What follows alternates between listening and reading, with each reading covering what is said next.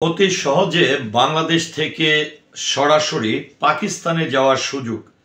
তো এটি শোনার পরে অনেকে অবাক হয়ে যেতে পারেন, কিংবা ইতিপূর্বে যারা বাংলাদেশ থেকে পাকিস্তানে গেছেন কিংবা পাকিস্তান থেকে বাংলাদেশে এসেছেন, তারা কিন্তু এটি শোনার পরে অনেকেই আমার উপর ক্ষেপে যেতে পারেন যে মনে হতে পারে যে আমরা তো এর আগে গেছি বা এরকম কোনো সিচুয়েশন ছিল না।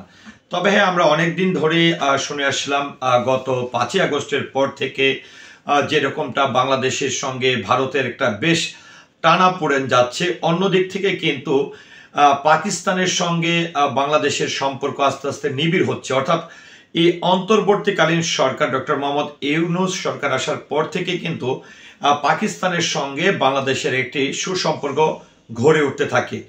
আবার অন্যদিকে যেটি হচ্ছে যে পাকিস্তানে কিন্তু এরকম কোনো বিষয় ছিল না যে বাংলাদেশের কোনো মানুষ যেতে পারবে না কিংবা পাকিস্তান থেকে বাংলাদেশে আসতে পারবে না, এমন কোনো বাধা নিষেধও কিন্তু ছিল না।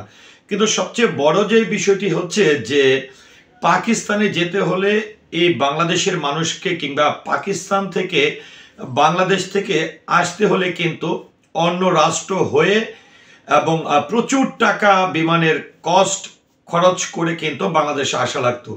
তবে এখন থেকে আজকে আমরা যেটি দেখলাম, এই গত 2-3 মাস ধরেই একটি আলোচনা চলছিল যে বাংলাদেশের মানুষ পাকিস্তানে যেতে হলে সরাসরি ফ্লাইটের মাধ্যমে একদমই অন্য কোনো রাষ্ট্র না হয়ে সরাসরি যেতে পারবে। অন্যদিক থেকে পাকিস্তান থেকেও বাংলাদেশে আসার বিষয়টি খুবই সহজ হয়ে যাচ্ছে, কেননা পাকিস্তান থেকেও অন্য কোনো রাষ্ট্রে না হয়ে সরাসরি বাংলাদেশে যে কোনো মানুষ চলাচল করতে পারবে।